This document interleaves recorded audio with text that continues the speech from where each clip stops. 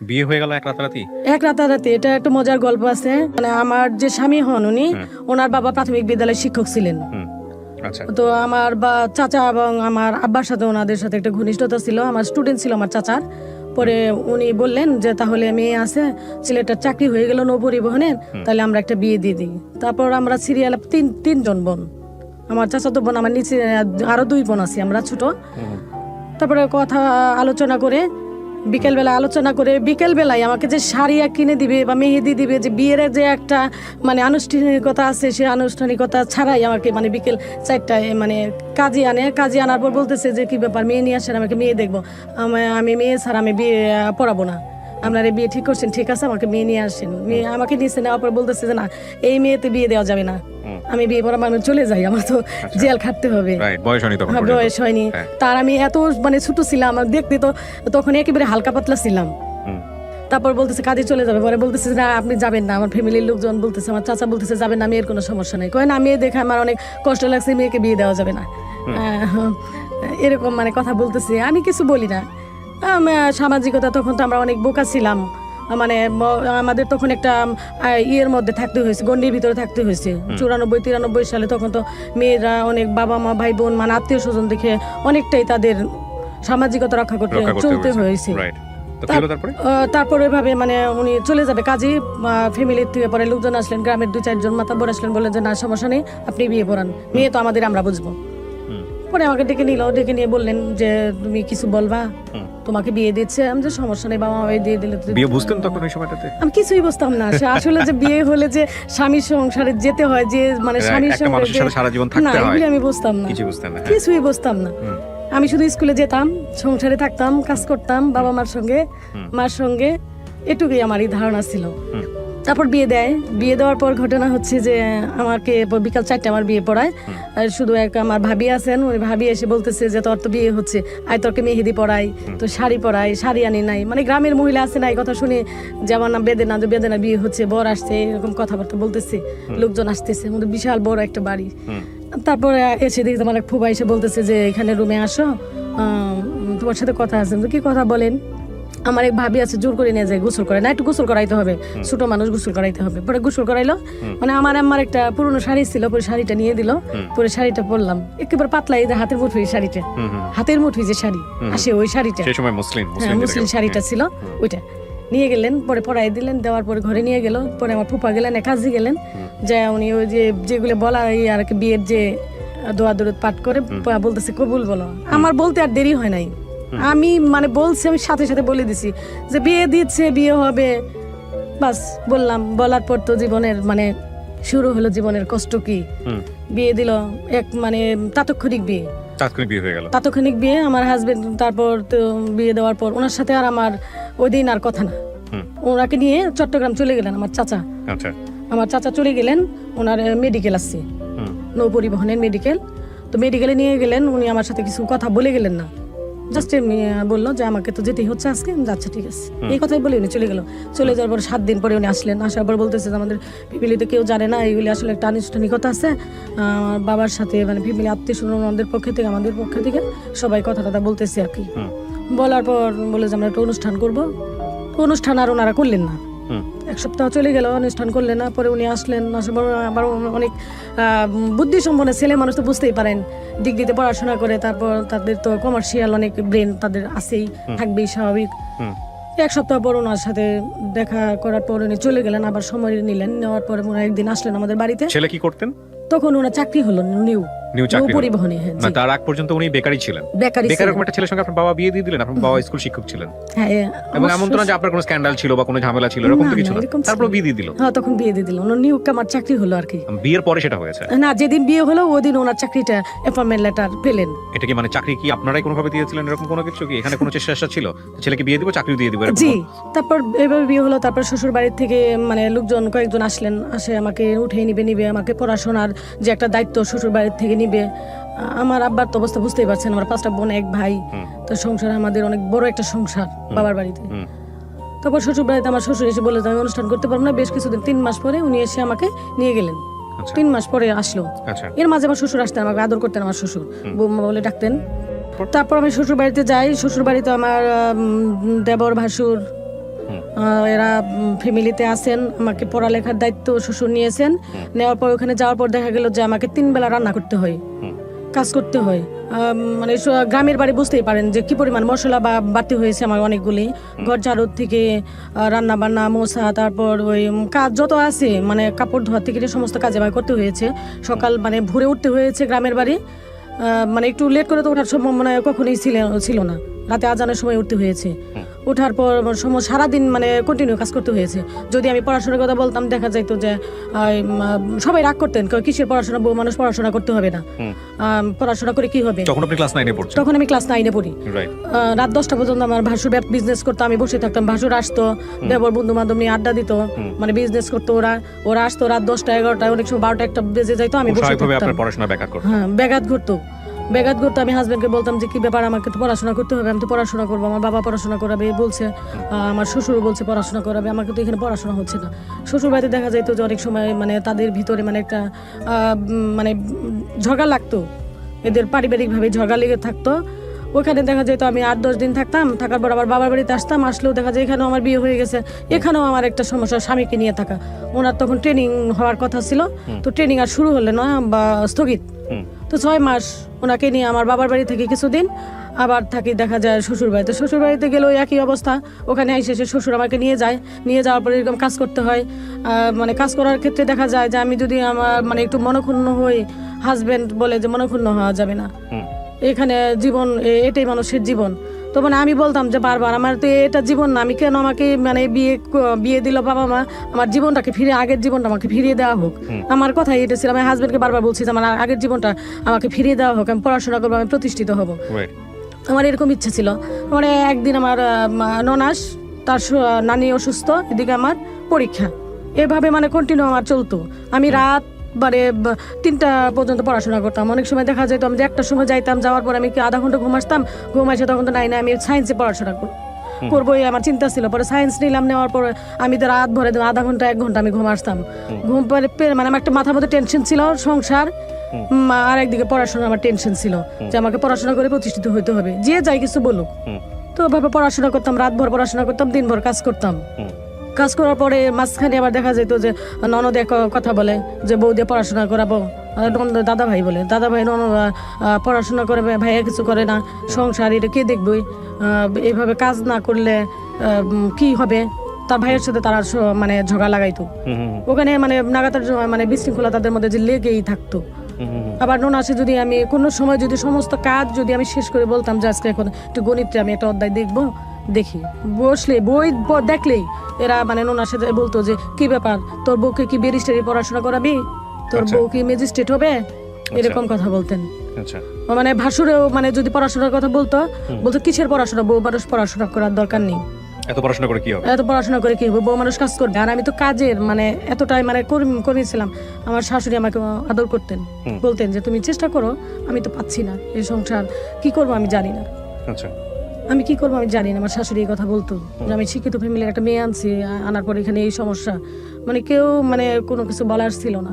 Husband মানে support করতো উনিও মানে নিরুপায় ছিলেন, তখন বেকার অবস্থা, ওনার ট্রেনিং হওয়ার কথা ছিল, ট্রেনিং হলো না।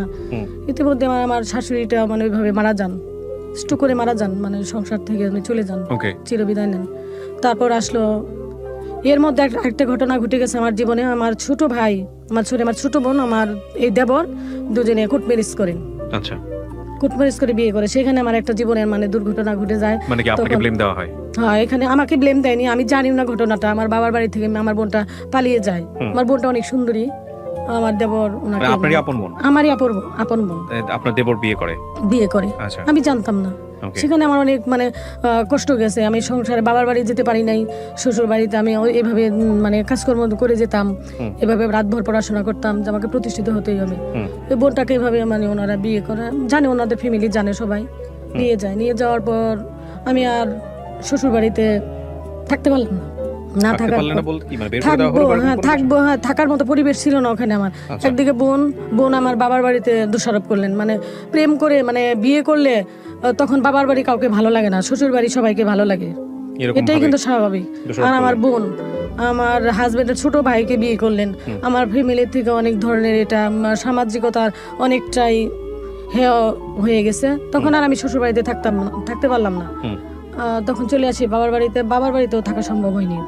আচ্ছা, দুই জায়গাতেই মানে একটা মানে এতটা মানে জীবনের মানে শুধু এই বোনকে কেন্দ্র করে শ্বশুর বাড়িও হারাতে হচ্ছে, নিজের বাপের বাড়িও হারাতে হচ্ছে। এখানে কিছু জিনিস মনে রাখবেন প্রিয় দর্শক এবং শ্রোতা, আমাদের বাঙালি সমাজে মেয়েদের কিন্তু এই কমপ্লেক্সিটিগুলো অনেক বেশি ফেস করতে হয়, অনেক বেশি ফেস করতে হয়। উনি বলতে গিয়ে যে ওনার গলা কাঁপছে, বা আপনারা রেডিওতে শুনছেন, আপনারা হয়তো অনেকেই রিলেট করতে পারবেন আমাদের আজকের এই বেদানার জীবন গল্পকে। অনেক ভদ্রমহিলাই হয়তো রিলেট করতে পারবেন, কিন্তু তারপরও বেদানার এই সহজ সরল জীবন গল্পটা কেন জীবনের গল্প অনুষ্ঠানে কিভাবে উপস্থাপিত হচ্ছে সেটা জানতে হলে আপনাদেরকে শেষ পর্যন্ত মনোযোগ দিয়ে শুনতে হবে। আমার বোন জানতেন যে আমার শ্বশুর বাড়িতে অনেক সমস্যা, জানতেন। জানার পরও সে এই কাজটা করেছে, আমার দেবরের সাথে এইভাবে বিয়ে করেন। তখন আর আমি নিঃস্ব, শ্বশুর বাড়ি থাকতে পারি না, বাবার বাড়ি থাকতে পারি না, যাবোটা কোথায়? আমার বাবা বললেন যে মেয়ে মানুষ পেশাবি সংসারেই থাকতে হবে। তখন আর কোনো মানে শ্বশুর বাড়িতে থাকতে গেলেও নানান কথা, যেখানে বোন সংসারে গেছে, আর একদিকে দেখা গেল যে আমি ওখানে তারপর এসএসসি পরীক্ষা দিলাম। এতটা কষ্টের পরও আমি পরীক্ষা দিয়ে ফার্স্ট ডিভিশন, তখন 95 সালে আমি ফার্স্ট ডিভিশন পাই। আমার দুইটাতে লেটার আসে। বাহ বাহ, ভেরি গুড। তারপর 95 সালে এসএসসি 95 আমার। তখন একটা বিয়ে হয়, সেই মেয়েটা আমার দুঃখজনক ব্যাপার হলো মেয়েটাকে দেখার ওইরকম কেউ ছিল না। আপনার জামাইও কি আপনাকে সাপোর্ট করতো না ওই সময়টাতে? এর মাঝে উনি মানে একটু আমার থাকতো, মানে গ্যাপ থাকতো ওনার। এর কারণে মানে আমার বোনকে যে নিয়ে দেওয়ার পর উনি সব ঘটনাই জানতেন নাকি, মানে ওনার ভাইকে এবং আমার বোনকে মানে প্রতিষ্ঠিত করার জন্য ওনাদের একটা কেমন একটা সাইড ছিল। একটা বাস্তবতা আসলে কঠিন বিষয়। ওনাদের ফ্যামিলিতে মানে আমাদেরকে নিতে পারলে, আমার বোনটাকে নিতে পারলে ওনারা আর একটু এস্টাবলিশ হতে পারতো, এরকম চিন্তা ভাবনা ওনাদের ছিল আর কি। তারপর আমি ওখান থেকে চলে আসলাম। এর মাঝে তো আমার মেয়েটা হয়ে যায়, উনি ট্রেনিং এ চলে যান, 6 মাস ট্রেনিং করেন। ট্রেনিং চলাকালীন সময় আমি কিছুদিন মামার বাড়িতে থাকি। মামার বাড়ি থেকে ট্রেনিং শুরু হয়। ট্রেনিং শুরু হয়, উনি বাবার বাড়ি থেকে কোনো সাপোর্ট পাননি। আমার বাবাই ওনাকে সাপোর্ট দিয়েছেন। আমার এক চাচা অর্থনৈতিকভাবে আমার চাচা সাপোর্ট দেন। তারপর আমি আমার এই যে বোন গেল ওখানে, আমি বাবার বাড়ি যেতে পাচ্ছি না, আমার একটা ছোট বেবি, উনি বুকের দুধ পাচ্ছে না, ওনাকে আমার বাইরে থেকে খাওয়াইতে হয়। কিছু আত্মীয় স্বজন ছিল আমাকে সহযোগিতা করে। খুবই মোমেন্টাল আসলে এই বিষয়গুলো লাইফের জন্য, খুব বেশি মোমেন্টাল। তারপর আমি চট্টগ্রাম চলে যাই চাচার বাসায়। মূলত আমার চাচার কোনো মেয়ে নাই, সে ভালো অবস্থান বর্তমানে আছে, তখনও ছিলেন, অফিসার ছিলেন উনি। পরে বললো তুমি চলে আসো। পরে আমি ওখানে যাই, ওখানে 2 বছর ছিলাম। হাজবেন্ডের সাথে তেমন একটা যোগাযোগ ছিল না। ইতিমধ্যে আবার আমার বোনটা আমার দেবরের কাছে থাকার সময় আমি তো চলেই গেলাম চট্টগ্রাম। ওনার একটা বেবি হয়, ছেলে হয়, ওনারা বাড়িতে থাকেন। হাজবেন্ড ওইখান থেকে ট্রেনিং শেষ করে ওখান থেকে আবার বাইরে চলে যায়। মূলত উনি শিপে চাকরিতে জয়েন করেন। যাওয়ার পর বাড়িতে বাবাকে টাকা দেন, সংসারে টাকা দেন। এখানে আমার চাচা ওনাকে অনেক মানে আমাকে রাখবেই না। আমার চাচা বলে তুমি ওনাকে ছেড়ে দাও, মেয়েটা দিয়ে দাও, তোমাকে আমি সুন্দর বিয়ে দিয়ে দিব, তোমার লাইফে কিচ্ছু হয়নি। কিন্তু আপনার জামাইয়ের সঙ্গে কি বিষয়গুলো নিয়ে কখনো কোনো সমস্যা হচ্ছিল না? ওর সঙ্গে কথা কাটাকাটি করা, মনোমালিন্য করা, এরকম কোনো কিছু হচ্ছিল কি? ছিল এই বিষয়টা। আমার বোনকে যে উনি ভাইকে নিয়ে দিল, এগুলা নিয়ে আমি আপনাকে প্রেসার দিত, আপনাকে প্রেসার দিত, আমাকে কিছু বলতে দিত না। আচ্ছা, কিছুই বলতে দিত না ওনারা। ওকে, না আপনার জামাইয়ের কাছ থেকে কি আপনি কোনো সাপোর্ট পেয়েছেন না পান নাই? তখন আমি মেন্টালি সাপোর্ট পান নাই? না, মেন্টালিটি আমাকে সাপোর্ট উনি দেননি। শুধু যে পড়াশোনা করতাম, তখন আমাকে যখন ফ্যামিলিতে ছিলাম, এই বোনের ঘটনা হওয়ার আগে উনি আমাকে অনেক সাপোর্ট দিতেন। অর্থনৈতিক না দিতে পারলেও একটু রাতে আমি পড়াশোনা করতাম বা দিনে কাজ করতাম, এটা নিয়ে বাড়িতে অনেক মানে উনি বাকবিতন্ড করতেন আর কি। তারপর চট্টগ্রামে ছিলাম 2 বছর থাকার পর আমার মেয়ে বেবিটা বড় মোটামুটি একটু অবস্থানে আসে। এদিকে তো আমার শ্বশুর মানে অসুস্থ হয়ে পড়েন, শাশুড়ি মারা যান। তারপরে আমি আমার বাবার বাড়িতে আসি, আমার মা যায় আমাকে নিয়ে আসে। আসলাম দেশে, টাঙ্গাইলে আসলাম। আসার পর দেখি যে বোনটা ওইখানে থাকে, আমার দেবরও তাকে মানসিক মানে যন্ত্রণা করে। হাজবেন্ডের সাথে ওইদিকে আবার আমার তখন একটু ভালো অবস্থানে হয়ে গেছে আর কি। মেয়ে আছে যেহেতু একটা, আর আমি তো ছাড়তেছি না। জানে যে আমাকে ফ্যামিলি থেকে আমার চাচা, অনেক আত্মীয় স্বজন, আমার মামারা বলছে তুমি চলে আসো এখান থেকে, তোমাকে আমরা ভালো বিয়ে দিয়ে দেবো, তোমার প্রতিষ্ঠিত হওয়ার জন্য আমাদের যা লাগে আমরা করবো। কিন্তু আমি বলছি তো মেয়েদের বিয়ে তো একটাই, আর জীবন তো একটাই, আমার একটা মেয়ে হয়েছে, থাক আমি না হয় মানুষের বাসায় কাজ করেই খাবো, তবু আমি আমার জীবনটাকে আমি এককভাবেই কাটাবো। উনিও আস্তে আস্তে নিজের এইটা বুঝতে পারছে। পরে যখন টাঙ্গাইলে আসি, বাবার বাড়িতে আসার পর দেখি যে আমার বোনের অবস্থাও তেমন ভালো না, দেবর কিছু করে না, উনিও মানে দুষ্ট প্রকৃতির লোকজনের সাথে তার সঙ্গ। আমার হাজবেন্ড টাকা দেয়, ওই টাকা নিয়ে এসে চলে ফিরে। তার মধ্যে একটা ছেলে হয়েছে, সেই ছেলেটাও অসুস্থ হয়। আমি বাবার বাড়ি থেকে পরে আমাকে আত্মীয় স্বজন এসে আমার শ্বশুর বাড়িতে নিয়ে যান। নিয়ে যাওয়ার পর কিছুদিন থাকি, থাকার পর দেখা গেল যে এরা ভাই বোন সবাই একাত্র থাকে, সবাই একাত্র থাকে। আমার শ্বশুরের পেনশনের টাকাগুলো, সমস্ত টাকাগুলো আমার ভাসুর নিয়ে খরচ করছে। সমস্ত টাকাই আমার শ্বশুরের পেনশনের টাকা আমার ভাসুর খরচ করেন। খরচ করার পর সে ওই টাকা দিয়ে ফ্যামিলির কিছু কিছু সাপোর্ট দেন, আর টাকা দিয়ে সে মানে তার মতো করে সে চলে। তারপর ওখানে থাকি আমি, শ্বশুর বাড়িতে আমি নিয়ে গেল, নিয়ে যাওয়ার পর ওখান থেকে থাকা শুরু করলাম। আবার থাকার পর দেখা যায় ভাই বোনরা আবার এরা মানে ঝগড়া বিবাদ সৃষ্টি করার পর ওখানে ভাসুর আর থাকতে দিবে না, কাউকে থাকতে দিবে না, সে একাই বাড়িতে থাকবে বলতে আমার ভাসুর আমার শ্বশুরের কাছে সমস্ত সম্পত্তি লিখে নিচ্ছে। তারপর ঘরে দিয়ে দিল তালা। কোথায় যাব এখন? দেবরকে বলি তাহলে কোথায় যাবো, আমাকে নিয়ে আসলা। ছোট বোনকে বললি যে জীবনের লাইফটা আমাকেও নষ্ট করে দিলি, তুইও তো নষ্ট হয়ে গেলি। এখন একটা বেবি হয়েছে, তুই কি করবি? আমার একটা মেয়ে হয়েছে, আমি এখন কি করব বল? তারপর আমি সেই গ্রাম থেকে আবার চলে যাই শহরে, যাই একটা বাসা নিয়ে থাকা শুরু করি। তখন দেখা যায় যে ওই দেবর ছোট বোনের সাথে নিয়তেই ঝগড়া করে, কি করবে বেকার। আমার হাজবেন্ড কিছু টাকা দেয়, মাসে 5,000 টাকা দৌড়িয়ে দিয়ে আমাদের বাসা ভাড়া দেয় 2,000 টাকা, আর দিয়ে 3,000 টাকা দিয়ে আমরা চলি। বাবার বাড়ি থেকে ধান নেই, চাল নেই, এটা সেটা আমার আম্মা পাঠিয়ে দেয়। এসে নেই, থাকা শুরু করলাম। থাকতে থাকতে দেখা গেলো যে দেবরকে আবার বিদেশ পাঠিয়ে দিলাম। আচ্ছা, বিদেশ দিয়ে দিলাম। তখন আমি 1.5 লক্ষ টাকা দিয়ে বিদেশ দিলাম। আমার 9 ভরি স্বর্ণ ছিল, আমার হাজবেন্ডই দিয়েছিল সিঙ্গাপুর থেকে নিয়ে, সেই স্বর্ণগুলো বিক্রি করে দিলাম। সে দেবর আর আমাকে সে টাকাগুলি দেয়নি। আমি তো সংসার এভাবে ওই চট্টগ্রাম যে গেলাম, ওই চট্টগ্রাম থেকে আবার আসলাম, এসে সংসার শুরু করলাম। সংসার থেকে আবার শুরু হয় এই সন্তান, ছেলে। আবার আমার উনি আসলে আবার সংসার শুরু হয়। আমার আবার সংসার শুরু করি। ছেলেটা হওয়ার পর থেকে নিয়ে দেখা যায় যে সামাজিকভাবে ওনারা মানে সংসার থেকে আবার আত্মীয় স্বজন এসে বারবার ওনারা বিশৃঙ্খলা সৃষ্টি করে। যা আমাকে মানে ওনার অর্থের দিকে একদিকে লোক করে, আরেকদিকে আমার সন্তান নিয়ে আমি প্রতিষ্ঠিত হচ্ছি, এগুলা নিয়ে ওনারা মানে বারবার আমাকে মানে মানসিক যন্ত্রণা যেটুকু দেওয়ার দরকার, মান সম্মান থেকে নিয়ে সবকিছুতেই আমাকে হেয় করার অনেক চেষ্টা করছে ওনারা। চেষ্টা করার পর আমার মানে ইচ্ছে ছিল যে মানুষ যদি সততা নিষ্ঠার মাঝে যদি মানুষ তার চেষ্টা চালিয়ে যায়, লক্ষ্যকে সামনে রেখে তার উদ্দেশ্য যদি ঠিক থাকে, সে অবশ্যই তার কোনোদিন আল্লাহ কোনো না কোনো সময় আল্লাহ পাক তাকে সফলতা আনবেই। রাইট। তো আপনি শেষ পর্যন্ত কি করলেন? আমি এসেছি পাস তো করেই তো এই মানে সংসার জীবন শুরু করার পর তো 2004 থেকে নিয়ে 2004 সালে আমার এর মধ্যে তো অনেক কষ্টগুলাই গেছে, এগুলো আবার এত নাই বলবো না। 2004 সালে আমার আবার হাজবেন্ডকে বললাম যে দেখো এইভাবে জীবন চলে না, তুমি যে টাকা পয়সা দাও এগুলো তো আমার হচ্ছে না। আমি এখন দেবরকে টাকা দিলাম, সে টাকাগুলো মেরে দিচ্ছে না। ছোট বোনটাও আমার সংসারে থাকতে পারবে কিনা আমি জানি না, কি করব। ছেলেটার পিছনে মানে আমাদের 7-8 লক্ষ টাকা খরচ হয়েছে, সেও দিচ্ছে না। আমার ছেলে বোনটাকে তখন ও মামার সাথে যোগাযোগ করে আমার আম্মার কাছে ছেলেটা আমার কাছে রেখে ও সৌদি আরব চলে যায়। অনেক টাকা ঋণ হয়, কি করবে, এই ঋণের দায় কে নিবে? পরে ও রাগ করে চলে গেল যে হাজবেন্ড টাকা পয়সা দিচ্ছে না, আমি বাইরে চলে যাবো। পরে ও চলে গেল। আমি পরে কি করব যে এই যে একটা সংসারে মানে একটা অশান্তি, বোনের অশান্তি, আমার নিজের অশান্তি। পরে নিজে চিন্তা করলাম যে না, এইভাবে তো জীবন চলবে না। ইন্টারমিডিয়েটে ভর্তি করাই দিল, আব্বা ভর্তি দিবে না, পড়াশোনা দরকার নেই, সংসার করতে হবে। আমি 2004 সালে আমার চিন্তা হলো যে না, একটা কিছু করি। হাজবেন্ডে 5-7 হাজার টাকা দেয়, এই টাকা দিয়ে তো আমার জীবন চলবে না। 2টা বেবি, ছেলে হয়, তারপর আমার বাবার বাড়ি থাকা, আবারও বাবার বাড়িতে থাকা শুরুই করছি। চলে আসছি আবার ওই শহর থেকে। ছেলেটা নিয়ে কি করব, মেয়েটা নিয়ে কি করব, তো আবার চেষ্টা করি পড়াশোনা। পরে আবার কলেজে ভর্তি হলাম। ভর্তি হয়ে আবার প্রাইমারিতে সার্কুলার হয়ে পরীক্ষা দিলাম। তো রাত দিন সংসার করি, কাজ তো করতেই হয়, এরকম রেগুলারই কাজ করতে হয়, বাবার বাড়িতেও কাজ করি। পরীক্ষা দিলাম, প্রাইমারিতে পরীক্ষা দিয়ে আমি এসএসসি পাশের পরে পরীক্ষা দেন নাকি এসএসসি পাশের পরে? হ্যাঁ, পরে তখন তো 2005 এসএসসি পরীক্ষাতেই ওই প্রাইমারি হ্যাঁ করা যেত আর কি। পরীক্ষা দিয়ে আমি 2004 টিকি। টেকার পর মানে আমার কোনো লবিং ছিল না, কার সাথে কি বলবো বলতে পারি না। পরীক্ষা দিলাম, ভাইবাতে আমাকে করে দিল, ক্যান্সেল করে দিল।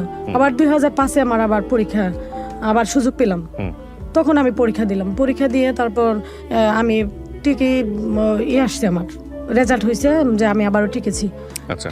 টেকার পর তখন আমার চিন্তা হলো যে আমি এই বছর আমি থেমে থাকবো না কারণ হচ্ছে যে আমি যদি থেমে থাকি তাহলে আমার এই চাকরিটা এই বছর হবে না। আমি আবার যখন এই পরীক্ষাটা দিব তখন আমার হাজবেন্ড দিতে দিবে না। আমি এই অ্যাপ্লিকেশনটা রেখে দিয়েছিলাম এখানে, আবার এই অ্যাপ্লিকেশনটা রেখে দিছি দিয়ে আমি আবার চট্টগ্রামে গেছি আমার চাচার বাসায়। হাজবেন্ড কি করলেন, উনি বললেন যে তোমাকে পরীক্ষা দিতে হবে না, চাকরি করতে হবে না, তোমাকে 5,000 টাকা প্রতি মাসে দিব, তোমার আবার চাকরি করতে হবে কেন? আমি বলছি এগুলি কোনো কিছু বলার দরকার নেই, তোমার অনেক হয়েছে, আমার নিজের মতো আমাকে দাঁড়াইতে হবে, এটা যদি আমি না করি তাহলে আমার জীবন কখনই আমি টিকে থাকতে পারবো না, আমার জীবন ছন্ন বিচ্ছিন্ন হয়ে যাবে। আগে তো বুঝি নাই, এখন একটু হলেও বুঝি। তো আমি অ্যাপ্লিকেশনটা রেখে চলে গেছি ওয়ার্ডরোবের উপর। আমার মামাকে বলছি যে মামা তুমি করো তো, অ্যাপ্লিকেশনটা রেখে আসছি, তুমি নিয়ে যায় জমা দিয়ে দিও পোস্ট অফিসে। তখন আমার হাজব্যান্ড তখন 7 টাকা মিনিট কথা হইতো, বুঝছেন। মামাকে ঋণ দিছে, ওনার মোবাইলে 7 টাকা ছিল, আমি 1.5 টাকা খরচ করছি। 1.5 টাকা খরচ করার পরে উনি আমার বাসায়, আমার চাচার বাসায়, উনি আমাকে মানে রাগ করার পরে উনি আমাকে একটা থাপ্পড়ি দিলেন। আমার হাজব্যান্ড আমাকে থাপ্পড়ি দিলেন। আমার মোবাইল কেন ধরছো তুমি, তোমাকে কে রিং দিতে বলছে, তুমি কেন রিং দিলা, তোমাকে কে চাকরি দিবে, চাকরি কি এটা হাতের মোয়া, এরকম কথা শুরু করলো। পরে কিছু গ্লাস ছিল কাচের, সেই গ্লাসগুলো ভেঙে ফেললো। পরে আমার চাচি তো অবাক হয়ে গেল, চাচিকে আমি আম্মা বলে ডাকি। পরে আম্মা আসলো, আসার পরে বললো যে এটা কাজটা তো ভালো হয়নি, জামাই মানুষকে বলবো। পরে দিছে, জমা দিয়েছে মামা, দেওয়ার পর তো পরীক্ষা দিলাম, পাশ করলাম। উনি তখন চাকরিতে ছিলেন। আমার অ্যাপয়েন্টমেন্ট লেটার আসলো, ওই যে পরীক্ষা দিলাম ভাইভাতে। তারপর তখন তো ভাইভাতে যখন আমি যাই, আমি তো রেগুলার আসলে এসেছি পাস, আমাকে কি প্রশ্ন করবো, ভাই বোর্ডে কে আছে কে থাকবে, এই নিয়ে আমার মাথায় টেনশন জন্মগ্রহণ করলো। তো আমার আব্বা ছিলেন প্রাইমারি প্রধান শিক্ষক, বললেন যে তাহলে এক কাজ করো মা, তুমি তো তোমাকে আমার ইচ্ছে ছিল অনেক কিছু করা, তোমাকে ডাক্তার বানানোর, কিন্তু আমার ভাগ্যে তো হবে না, আমি সেটা নিজের পায়ে নিজেই কোরাল দিয়েছি। তাহলে এক কাজ করো আম্মু, তোমাকে তো তুমি রেজাল্ট ভালোই হয়েছে, তো ডিপি অফিসে যাই স্যারকে বলি। আব্বা আমাকে নিয়ে গেল, বললেন যে স্যার দেখে নি যে আমার মেয়েটা, আমি তো সে ভুল করে মেয়েটাকে ছোট সময় বিয়ে দিয়ে দিছি, মেয়েটা তো পরীক্ষা দিছে, পাশ করছে, স্যার আমার তো মেয়ে এমনি তো আমার দিকে তাকায়, আমার মেয়েটাকে চাকরি দিতে হবে, আমার একটা কোঠা আছে, সে কোঠাতে দিতে হবে। স্যার বললো আচ্ছা ঠিক আছে, সমস্যা নেই। তারপর আসার পর যে প্রতিনিয়ত পরীক্ষা হচ্ছে, ভাইবা পরীক্ষাতে আমি প্রতিদিন সেই ঘাটাল থেকে ছেলে মেয়ে রেখে, পিছিয়ে একটা মেয়ে ছিল আমার, কাজের মেয়ে ছিল, ওর কাছে রেখে আমি প্রতিদিন আব্বার কাছে রেখে আমি টাঙ্গাইলে চলে আসি। ভাইবা বোর্ডে কাকে কি প্রশ্ন করে আমি দরজায় দাঁড়াই থাকি, বলি একজন লোক বের হলে বলি জাপা এরকম খাতা রেখে বলি জাপা কি প্রশ্ন করলো, কি বললো, কি প্রশ্ন করলো, 2-1টা বলেন। এইভাবে আমি 15 দিন আসছি, এসে ওইগুলো নিয়ে যায়, রাতে আমি যাই ওইগুলো আমি স্টাডি করতাম। করার পর আমার ভাইবা যেদিন পরীক্ষা হলো, সে পরীক্ষা দিলাম, ইনশাল্লাহ আমি ভালো, আমার যে কয়েকটা প্রশ্ন করেছেন আমি সবটি প্রশ্নের উত্তর দিলাম। দেওয়ার পর রেজাল্ট হলো, আমি পাশ করলাম। তবে এলাকাতে মানুষ অনেকেই অনেক ধরনের কথা বলতো যে আমি কেন টাঙ্গাইলে যাই, কি ব্যাপার আমাকে নিয়ে, একটা মানুষের যে একটা মন্তব্য সৃষ্টি হলো। তো সবাই জানতো না যে আমি আসলে কি কাজে যাচ্ছি।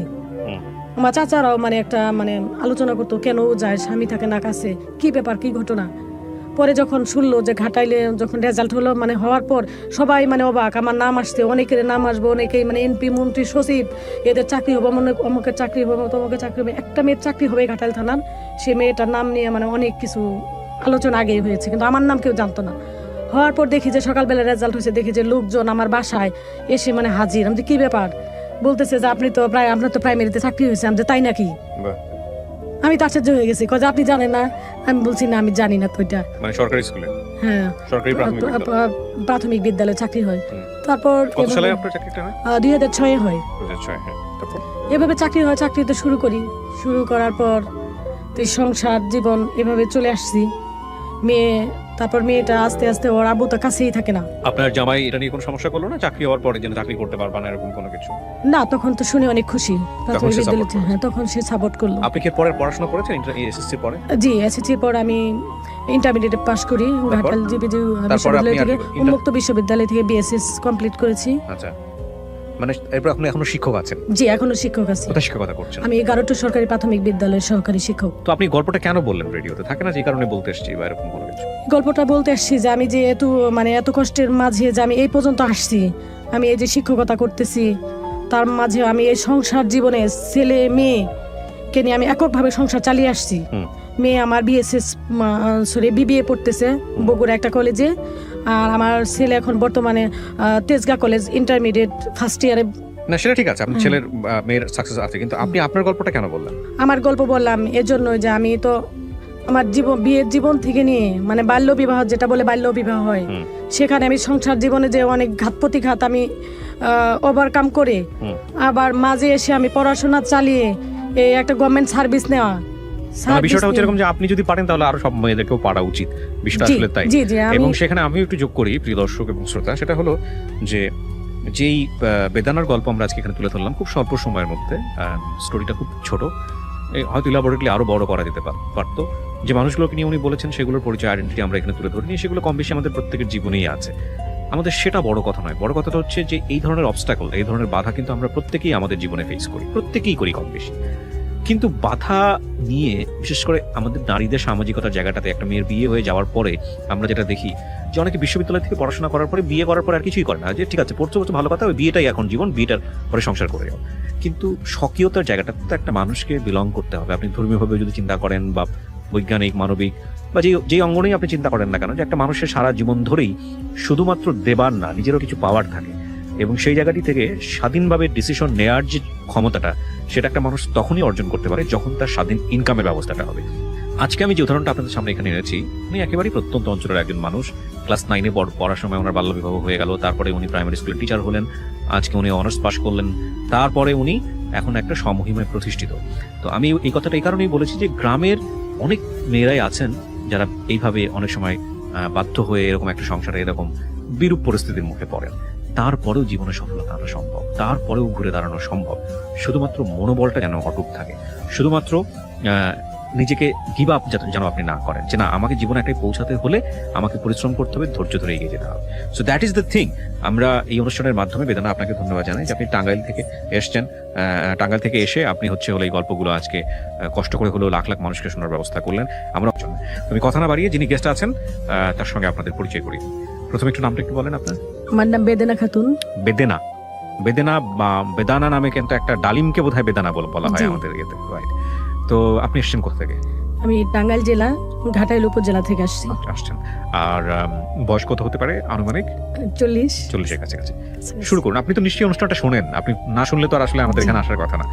কতদিন যাবত শোনেন, কত বছর যাবত শুনছেন? আমি ভাইয়া প্রায় 6 মাস যাবত শুনছেন। রেডিওতে শুনেছেন? রেডিওতে শুনেছি, আপনার ইউটিউবেও দেখেছেন। ঠিক আছে, তো শুরু করেন। আপনি জানা আছে নিশ্চয়ই, প্রথমে একেবারে ছোটবেলা থেকে যেখান থেকে বলতে চান। আমরা 5 বোন 1 ভাই। আপনার বাবা কি করেন? আমার বাবা প্রাথমিক বিদ্যালয়ের শিক্ষক ছিলেন। জি, প্রধান শিক্ষক ছিলেন। পঞ্চগড়ে ছিলেন। আপনাদের আদি বাড়ি কি পঞ্চগড়ে? জি না। তাহলে আমার বাবা 1971 সালে যুদ্ধ করেন। যুদ্ধ করার সময় মানে তাকে 3 বার গুলি করার দেয়, মানে আলটিমেটাম দেয় তাকে ওই গুলি করে মেরে ফেলবে, মুক্তিবাহিনীতে ছিলেন বিধায়। তারপর আমার দাদি আমার আব্বাকে বলে যে তুমি যদি আমার বুকের দুধ খাইয়ে থাকো তাহলে তুমি এই দেশ থেকে চলে যাও। তারপর আমার বাবা পালিয়ে, মানে বোরকা পরে, ওই সময় বোরকা পরে আমার বাবা চলে যায় বাড়ির পিছন দিক থেকে। আমার দাদির আম্মার বোরকা পরে চলে যাওয়ার পর পঞ্চগড়ে জানুনি, যাওয়ার পর জমিরুদ্দিন ব্যারিস্টারের বাড়িতে আমাদের কোনো এক আত্মীয় ছিল নাকি আমার আব্বার ফ্রেন্ড ছিল, ওনাদের ওখানে আব্বা যায়। যাওয়ার পর উনি লজিং থাকেন, দীর্ঘদিন লজিং থাকার পর তারপর জমিরুদ্দিন ব্যারিস্টার বলেন, আব্বাকে অনেক ভালোবাসতেন, স্টুডেন্ট ভালো ছিলেন। তো পরে বলতেছে যে আমার আব্বার ডাকনাম ছিল বকুল, বললো যে বকুল তুই লজিং থাকতেছিস, তাহলে এইভাবে তোর জীবন কিভাবে চলবে, তুই তো বিয়ে করছিস, তাহলে কি করা যায়? পরে আমার আব্বা বললেন যে স্যার তাহলে এক কাজ করেন, একটা স্কুল করে দেন, আপনার বাড়িতে আর এতদিন কিভাবে থাকবো। পরে জমিরুদ্দিন ব্যারিস্টার সাহেব উনি একটা স্কুল করে দেন। স্কুলে আবার শিক্ষকতা পেশায় চাকরি করেন। চাকরি করার পর আমার আম্মাকে তারপর ওখানে নিয়ে যান। নিয়ে যাওয়ার পর আমরা মানে একই আমরা 5টা বোন হই। তো আমার ভাই না থাকার কারণে আমার আব্বাকে 30 বছর আব্বার ওখানে ছিলেন, পঞ্চগড়ে ছিলেন। ভাই না হওয়ার পর আমার নানাও প্রাইমারি স্কুলের প্রধান শিক্ষক ছিলেন। সে দুঃখ প্রকাশ করলো যে 5টা মেয়ে আমি আমার মেয়েকে কিভাবে দেশে রাখবো। আমার আব্বাকে ট্রান্সফার করে নিয়ে তারপর টাঙ্গাইলে চলে আসেন। তারপর আমার আব্বাই দেশে চলে আসেন, আমার আম্মাকে আমরা চলে আসি। আসার পর থেকেই মানে আমরা তো 5 বোন, সবার চোখে দেখাও যায় যে 5টা মেয়ে, মাস্টারের 5টা মেয়ে, এগুলা কিভাবে কি করবে। তো বড় বোনকে যখন 5-এ পড়ে তখন বিয়ে দিয়ে দেয়। মানে সমাজ থেকে, বাড়িতে, ফ্যামিলির থেকে বলে যে দায় সারা মানে কাজ করেন, তখন পঞ্চম শ্রেণীতে পরে আমার ছোট বোনটাকে মানে এইভাবে বিয়ে দেন। তারপর আমার যে বড়, আমরা 2 বোন একত্র পড়ি, তো ও বোনটাকে পঞ্চম শ্রেণীতে আমরা পাশ করলাম, ওই আমার বয় ইমিডিয়েটলি বড় ভাই বোনটাকে বিয়ে দিয়ে দিলেন। তারপর সিরিয়ালে আমি থাকি। আমি থাকার পর আমার যখন আমি নবম শ্রেণীতে পড়ি তখন আমাকে বিয়ে দেন। বিয়ে দেওয়ার পর আসলে বিয়ের জীবনটা যে কি আসলে জানতাম না যে বিয়ে হয়, এটাই বুঝতাম। আসলে তখন এতটা নির্বোধ ছিলাম, জীবনটা আসলে জীবন সম্পর্কে কিছু বুঝিনি। মানে বাবার সংসার খাইতাম, যদিও আমার আব্বা প্রাথমিক বিদ্যালয়ে প্রধান শিক্ষক ছিলেন, অনেক আদর করতেন, বিশেষ করে আমাকে আমার আব্বা অনেক আদর করতেন, আমি ছাত্রী ভালো ছিলাম। আমি ওই 2 বোনকে বিয়ে দেওয়ার পর আমি সিরিয়ালে থাকি, তখন আমি নবম শ্রেণীতে পড়ি। এবং বাবা আপনাকে খুব ভালোবাসতেন। আমি আরবিতেও ভালো পড়ালেখা করছি, আরবিতেও আমি, আমার নানা বলছিলেন যে আমাকে কোরআন তেলাওয়াত শিখাবে, 30 সিবার হাফেজ বানাবে। তো আমার আব্বা বললেন যে না, ওনাকে আমি ভালো স্টুডেন্ট, আমি ওনাকে মানে উচ্চ শিক্ষায় শিক্ষিত করব। তারপর নবম শ্রেণীতে যখন যাই তখন আমার ফ্যামিলির থেকে একটা ভালো ছেলে পায়, আর একটা চাকরি হয় নৌ পরিবহনে। তারপর ওনাকে দিয়ে বিয়ে দিয়ে দেয় আমার চাচা। বিয়ে হয়ে গেল এক রাতারাতি। এটা একটা মজার গল্প আছে। মানে আমার যে স্বামী হন উনি, ওনার বাবা প্রাথমিক বিদ্যালয়ের শিক্ষক ছিলেন। তো আমার চাচা এবং আমার আব্বার সাথে ওনাদের সাথে একটা ঘনিষ্ঠতা ছিল। আমার স্টুডেন্ট ছিল আমার চাচার। পরে উনি বললেন যে তাহলে মেয়ে আছে, ছেলেটা চাকরি হয়ে গেল নৌ পরিবহনের, তাহলে আমরা একটা বিয়ে দিয়ে দিই। তারপর আমরা সিরিয়ালে 3 জন বোন, আমার চাচাতো বোন, আমার নিচে আরো 2 বোন আছি, আমরা ছোট। তারপরে কথা আলোচনা করে বিকেলবেলায় আমাকে যে শাড়িয়া কিনে দিবে বা মেহেদি দিবে, যে বিয়ের যে একটা মানে আনুষ্ঠানিকতা আছে, সেই আনুষ্ঠানিকতা ছাড়াই আমাকে মানে বিকেল 4টায় মানে কাজে আনার পর বলতেছে যে কি ব্যাপার, মেয়ে নিয়ে আসেন, আমাকে মেয়ে দেখবো। আমি মেয়ে ছাড়া আমি বিয়ে পড়াবো না, আপনারা বিয়ে ঠিক করছেন, ঠিক আছে, আমাকে মেয়ে নিয়ে আসেন। মেয়ে আমাকে নিয়েছে, নেওয়ার পর বলতেছে যে না, এই মেয়েতে বিয়ে দেওয়া যাবে না, আমি বিয়ে পড়াবো, আমি চলে যাই, আমার তো জেল খাটতে হবে, বয়স হয়নি। তার আমি এত মানে ছোট ছিলাম, দেখতে তো তখন একেবারে হালকা পাতলা ছিলাম। তারপর বলতেছে কাজে চলে যাবে। পরে বলতেছে না, আপনি যাবেন না। আমার ফ্যামিলির লোকজন বলতেছে, আমার চাচা বলতেছে যাবেন না, মেয়ের কোনো সমস্যা নেই। কয় না, মেয়ে দেখে আমার অনেক কষ্ট লাগছে, মেয়েকে বিয়ে দেওয়া যাবে না, এরকম মানে কথা বলতেছে। আমি কিছু বলি না। সামাজিকতা, তখন তো আমরা অনেক বোকা ছিলাম, মানে আমাদের তখন একটা ইয়ের মধ্যে থাকতে হয়েছে, গণ্ডির ভিতরে থাকতে হয়েছে। 94-93 সালে তখন তো মেয়েরা অনেক বাবা মা ভাই বোন মানে আত্মীয় স্বজন দেখে অনেকটাই তাদের সামাজিকতা রক্ষা করতে চলতে হয়েছে। তারপর ওইভাবে মানে উনি চলে যাবে কাজে, ফ্যামিলির থেকে পরে লোকজন আসলেন, গ্রামের 2-4 জন মাতাব্বর আসলেন, বললেন যে না, সমস্যা নেই, আপনি বিয়ে পড়ান, মেয়ে তো আমাদের, আমরা বুঝবো।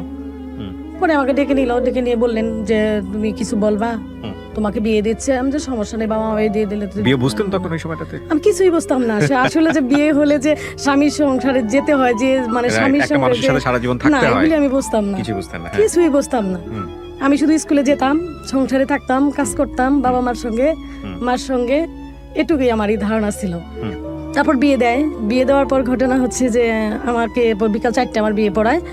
শুধু আমার ভাবি আছেন, উনি ভাবি এসে বলতেছে যে তোর তো বিয়ে হচ্ছে, আয় তোকে মেহেদি পড়াই, তো শাড়ি আনি নাই। মানে গ্রামের মহিলা আছে না, এই কথা শুনে যেমন বেদেনা বিয়ে হচ্ছে, বর আসছে, এরকম কথাবার্তা বলতেছে, লোকজন আসতেছে, আমাদের বিশাল বড় একটা বাড়ি। তারপরে এসে দেখি তোমার এক ফুবা এসে বলতেছে যে এখানে রুমে আসো, তোমার সাথে কথা আছে। কি কথা বলেন? আমার এক ভাবি আছে, জোর করে নিয়ে যায়, গোসল করে না, একটু গোসল করাইতে হবে, ছোট মানুষ গোসল করাইতে হবে। পরে গোসল করাইলো, মানে আমার একটা পুরনো শাড়ি ছিল, পরে শাড়িটা নিয়ে দিল, পরে শাড়িটা পরলাম, একেবারে পাতলা, এই যে হাতের মুঠোই শাড়িটা, হাতের মুঠোই যে শাড়ি আসে, ওই শাড়িটা মুসলিম শাড়িটা ছিল, ওইটা নিয়ে গেলেন, পরে পরাই দিলেন। দেওয়ার পরে ঘরে নিয়ে গেল। পরে আমার ফুপা গেলেন, কাজে গেলেন, যা উনি ওই যেগুলো বলা আর কি, বিয়ের যে দোয়া দরুদ পাঠ করে বলতেছে কবুল বলো। আমার বলতে আর দেরি হয় নাই, আমি মানে বলছি, আমি সাথে সাথে বলে দিছি যে বিয়ে দিচ্ছে, বিয়ে হবে, বাস বললাম। বলার পর তো জীবনের মানে শুরু হলো জীবনের কষ্ট। কি বিয়ে দিল, এক মানে তাৎক্ষণিক বিয়ে, আমার হাজবেন্ড। তারপর তো বিয়ে দেওয়ার পর ওনার সাথে আর আমার ওই দিন আর কথা না, ওনাকে নিয়ে চট্টগ্রাম চলে গেলেন আমার চাচা চলে গেলেন, ওনার মেডিকেল আছে, নৌ পরিবহনের মেডিকেল। তো মেডিকেলে নিয়ে গেলেন, উনি আমার সাথে কিছু কথা বলে গেলেন না, জাস্ট বললো যে আমাকে তো যেতেই হচ্ছে আজকে, যাচ্ছে, ঠিক আছে, এই কথাই বলে উনি চলে গেল। চলে যাওয়ার পর 7 দিন পরে উনি আসলেন। আসার পর বলতেছে যে আমাদের ফ্যামিলিতে কেউ জানে না, এইগুলি আসলে একটা আনুষ্ঠানিকতা আছে, আমার বাবার সাথে মানে ফ্যামিলি আত্মীয় স্বজন আমাদের পক্ষ থেকে সবাই কথা বলতেছে আর কি। বলার পর বলে যে আমরা একটা অনুষ্ঠান করবো। অনুষ্ঠান আর ওনারা করলেন না, এক সপ্তাহ চলে গেল, অনুষ্ঠান করলেন না। পরে উনি আসলেন, আসার পর আবার অনেক বুদ্ধিসম্পন্ন ছেলে মানুষ তো বুঝতেই পারেন, ডিগ্রিতে পড়াশোনা করে, তারপর তাদের তো কমার্শিয়াল অনেক ব্রেন তাদের আছেই, থাকবেই স্বাভাবিক। এক সপ্তাহ পর ওনার সাথে দেখা করার পর উনি চলে গেলেন, আবার সময় নিলেন, নেওয়ার পরে ওনার একদিন আসলেন আমাদের বাড়িতে। ছেলে কি করতেন তখন ওনার চাকরি হলো নিউ চাকরি পরিবহনে। হ্যাঁ, না, তার আগ পর্যন্ত উনি বেকারই ছিলেন। বেকার এরকম একটা ছেলের সঙ্গে আপনার বাবা বিয়ে দিয়ে দিলেন। আপনার বাবা স্কুল শিক্ষক ছিলেন, হ্যাঁ, এবং এমন তো না যে আপনার কোনো স্ক্যান্ডাল ছিল বা কোনো ঝামেলা ছিল, এরকম তো কিছু না। তারপর বিয়ে দিয়ে দিল। হ্যাঁ, তখন বিয়ে দিয়ে দিল। ওনার নিউ আমার চাকরি হলো আর কি। বিয়ের পরে সেটা হয়েছে না, যেদিন বিয়ে হলো ওদিন ওনার চাকরিটা অ্যাপয়েন্টমেন্ট লেটার পেলেন। এটা কি মানে চাকরি কি আপনারাই কোনোভাবে দিয়েছিলেন, এরকম কোনো কিছু কি এখানে কোনো চেষ্টা ছিল ছেলেকে বিয়ে দিব চাকরি দিয়ে দিব? জি, তারপর এভাবে বিয়ে হলো। তারপর শ্বশুর বাড়ি থেকে মানে লোকজন কয়েকজন আসলেন, আসে আমাকে উঠে নিবে আমাকে পড়াশোনার যে একটা দায়িত্ব শ্বশুর বাড়ি থেকে নিবে। আমার আব্বার তো অবস্থা বুঝতেই পারছেন, আমার 5টা বোন, 1 ভাই, তো সংসার আমাদের অনেক বড় একটা সংসার বাবার বাড়িতে। তারপর শ্বশুর বাড়িতে আমার শ্বশুর এসে বলে যে আমি অনুষ্ঠান করতে পারবো না। বেশ কিছুদিন, 3 মাস পরে উনি এসে আমাকে নিয়ে গেলেন। 3 মাস পরে আসলো। এর মাঝে আমার শ্বশুর আসতেন, আমাকে আদর করতেন আমার শ্বশুর, বৌমা বলে ডাকতেন। তারপর আমি শ্বশুর বাড়িতে যাই। শ্বশুর বাড়িতে আমার দেবর ভাসুর এরা ফ্যামিলিতে আছেন। আমাকে পড়ালেখার দায়িত্ব শ্বশুর নিয়েছেন।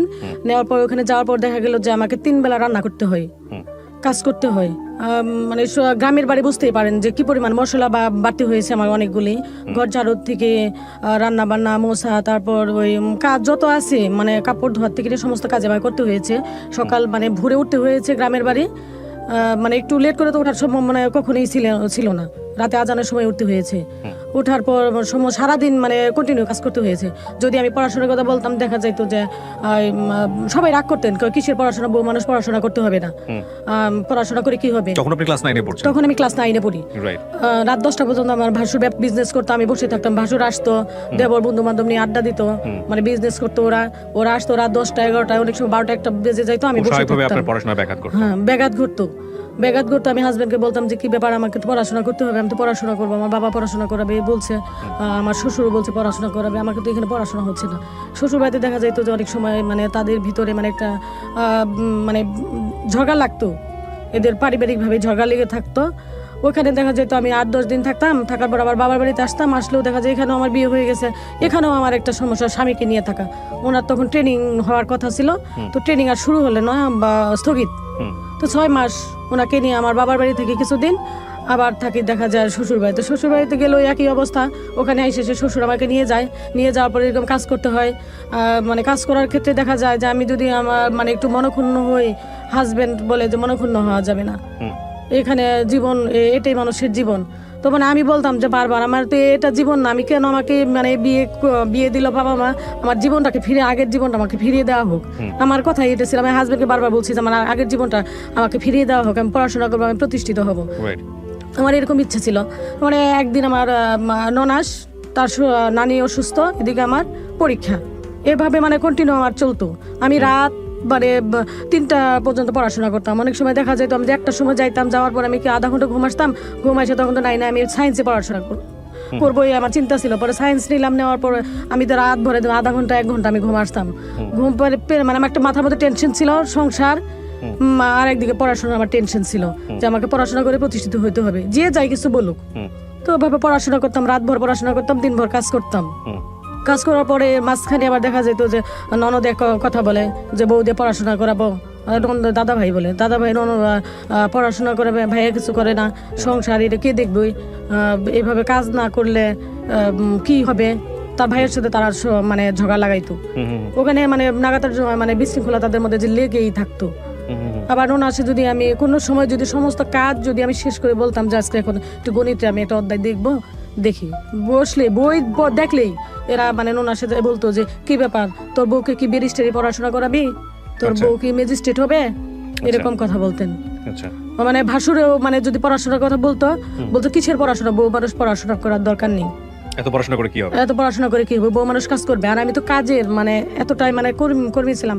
আমার শাশুড়ি আমাকে আদর করতেন, বলতেন যে তুমি চেষ্টা করো, আমি তো পাচ্ছি না, এই সংসার কি করবো আমি জানি না, আমি কি করবো আমি জানি না। আমার শাশুড়ি এই কথা বলতো যে আমি শিক্ষিত ফ্যামিলির একটা মেয়ে আনছি, আনার পর এখানে এই সমস্যা, মানে কেউ মানে কোনো কিছু বলার ছিল না। হাজবেন্ড মানে সাপোর্ট করতো উনিও মানে নিরুপায় ছিলেন, তখন বেকার অবস্থা, ওনার ট্রেনিং হওয়ার কথা ছিল, ট্রেনিং হলো না। ইতিমধ্যে আমার শাশুড়িটা মানে ওইভাবে মারা যান। স্ট্রোক করে মারা যান, মানে সংসার থেকে উনি চলে যান, ওকে। চিরবিদায় নেন। তারপর আসলো এর মধ্যে একটা ঘটনা ঘটে গেছে আমার জীবনে। আমার ছোট ভাই, আমার ছোট বোন, আমার এই দেবর দুজনে কোর্ট ম্যারেজ করেন। আচ্ছা, কোর্ট ম্যারেজ করে বিয়ে করে। সেখানে আমার একটা জীবনের মানে দুর্ঘটনা ঘটে যায়। মানে কি আপনাকে ব্লেম দেওয়া হয়? হ্যাঁ, এখানে আমাকে ব্লেম দেয়নি, আমি জানিও না ঘটনাটা। আমার বাবার বাড়ি থেকে আমার বোনটা পালিয়ে যায়। আমার বোনটা অনেক সুন্দরী, আমার দেবর ওনাকে, আপনারই আপন বোন? আমারই আপন বোন আপনার দেবর বিয়ে করে? বিয়ে করে। আচ্ছা, আমি জানতাম না। সেখানে আমার অনেক মানে কষ্ট গেছে। আমি সংসারে বাবার বাড়ি যেতে পারি নাই, শ্বশুর বাড়িতে আমি এভাবে মানে কাজকর্ম করে যেতাম, এভাবে রাতভর পড়াশোনা করতাম যে আমাকে প্রতিষ্ঠিত হতেই হবে। এই বোনটাকে এভাবে মানে ওনারা বিয়ে করে, জানে, ওনাদের ফ্যামিলি জানে, সবাই নিয়ে যায়। নিয়ে যাওয়ার পর আমি আর শ্বশুর বাড়িতে থাকতে পারলাম না। না থাকার থাকবো, হ্যাঁ, থাকার মতো পরিবেশ ছিল না ওখানে আমার। একদিকে বোন আমার বাবার বাড়িতে দোষারোপ করলেন, মানে প্রেম করে মানে বিয়ে করলে তখন বাবার বাড়ি কাউকে ভালো লাগে না, শ্বশুর বাড়ি সবাইকে ভালো লাগে, এটাই কিন্তু স্বাভাবিক। আর আমার বোন আমার হাজবেন্ডের ছোট ভাইকে বিয়ে করলেন। আমার ফ্যামিলি থেকে অনেক ধরনের এটা সামাজিকতার অনেকটাই হেয় হয়ে গেছে। তখন আর আমি শ্বশুর বাড়িতে থাকতে পারলাম না। তখন চলে আসি বাবার বাড়িতে। বাবার বাড়িতেও থাকা সম্ভব হয়নি। আচ্ছা, দু জায়গাতেই মানে একটা মানে এতটা মানে জীবনের মানে শুধু এই বোনকে কেন্দ্র করে শ্বশুর বাড়িও হারাতে হচ্ছে, নিজের বাপের বাড়িও হারাতে হচ্ছে। এখানে কিছু জিনিস মনে রাখবেন প্রিয় দর্শক এবং শ্রোতা, আমাদের বাঙালি সমাজে মেয়েদের কিন্তু এই কমপ্লেক্সিটিগুলো অনেক বেশি ফেস করতে হয়, অনেক বেশি ফেস করতে হয়। উনি বলতে গিয়ে যে ওনার গলা কাঁপছে, বা আপনারা রেডিওতে শুনছেন, আপনারা হয়তো অনেকেই রিলেট করতে পারবেন আমাদের আজকের এই বেদানার জীবন গল্পকে। অনেক ভদ্রমহিলাই হয়তো রিলেট করতে পারবেন, কিন্তু তারপরও বেদানার এই সহজ সরল জীবন গল্পটা কেন জীবনের গল্প অনুষ্ঠানে কিভাবে উপস্থাপিত হচ্ছে সেটা জানতে হলে আপনাদেরকে শেষ পর্যন্ত মনোযোগ দিয়ে শুনতে হবে। আমার বোন জানতেন যে আমার শ্বশুর বাড়িতে অনেক সমস্যা, জানতেন। জানার পরও সে এই কাজটা করেছে, আমার দেবরের সাথে এইভাবে বিয়ে করেন। তখন আর আমি নিঃস্ব, শ্বশুর বাড়ি থাকতে পারি না, বাবার বাড়ি থাকতে পারি না, যাবোটা কোথায়? আমার বাবা বললেন যে মেয়ে মানুষ এসব এই সংসারেই থাকতে হবে। তখন আর কোনো মানে শ্বশুর বাড়িতে থাকতে গেলেও নানান কথা, যেখানে বোন সংসারে গেছে। আর একদিকে দেখা গেল যে আমি ওখানে তারপর এসএসসি পরীক্ষা দিলাম, এতটা কষ্টের পরও আমি পরীক্ষা দিয়ে ফার্স্ট ডিভিশন, তখন 95 সালে আমি ফার্স্ট ডিভিশন পাই। আমার দুইটাতে লেটার আছে। বাহ বাহ, ভেরি গুড। তারপর 95 সালে এসএসসি 95 আমার। ওকে। তখন একটা বিয়ে হয়, সেই মেয়েটা আমার দুঃখজনক ব্যাপার হলো মেয়েটাকে দেখার ওইরকম কেউ ছিল না। আপনার জামাইও কি আপনাকে সাপোর্ট করতো না ওই সময়টাতে? এর মাঝে উনি মানে একটু আমার থাকতো, মানে গ্যাপ থাকতো ওনার। এর কারণে মানে আমার বোনকে যে নিয়ে দেওয়ার পর উনি সব ঘটনাই জানতেন নাকি, মানে ওনার ভাইকে এবং আমার বোনকে মানে প্রতিষ্ঠিত করার জন্য ওনাদের একটা কেমন একটা সাইড ছিল, একটা বাস্তবতা আসলে কঠিন বিষয়।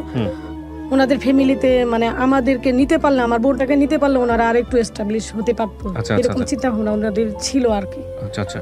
তারপর আমি ওখান থেকে চলে আসলাম। এর মাঝে তো আমার মেয়েটা হয়ে যায়, উনি ট্রেনিং এ চলে যান, 6 মাস ট্রেনিং করেন। ট্রেনিং চলাকালীন সময় আমি কিছুদিন মামার বাড়িতে থাকি। আচ্ছা, মামার বাড়ি থেকে ট্রেনিং মানে আপনার হাজবেন্ডের ট্রেনিং শুরু হয়। আচ্ছা, ট্রেনিং শুরু হয়, উনি বাবার বাড়ি থেকে কোনো সাপোর্ট পাননি। আমার বাবাই ওনাকে সাপোর্ট দিয়েছেন, আমার এক চাচা অর্থনৈতিকভাবে আমার চাচা সাপোর্ট দেন। তারপর আমি আমার এই যে বোন গেল ওখানে, আমি বাবার বাড়ি যেতে পারছি না, আমার একটা ছোট বেবি, উনি বুকের দুধ পাচ্ছে না, ওনাকে আমার বাইরে দিয়ে খাওয়াইতে হয়। কিছু আত্মীয় স্বজন ছিল আমাকে সহযোগিতা করে। খুবই মোমেন্টাল আসলে এই বিষয়গুলো লাইফের জন্য, খুব বেশি মোমেন্টাল। তারপর আমি চট্টগ্রাম চলে যাই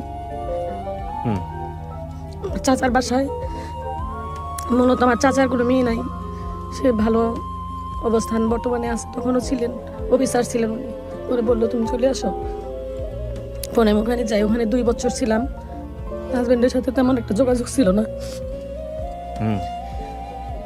ইতিমধ্যে আবার আমার বোনটা আমার দেবরের কাছে থাকার সময় আমি তো চলেই গেলাম চট্টগ্রাম। ওনার একটা বেবি হয়, ছেলে হয়, ওনারা বাড়িতে থাকেন। হাজবেন্ড ওইখান থেকে ট্রেনিং শেষ করে ওখান থেকে আবার বাইরে চলে যায়, মূলত উনি শিপে চাকরিতে জয়েন করে। যাওয়ার পর বাড়িতে বাবাকে টাকা দেন, সংসারে টাকা দেন।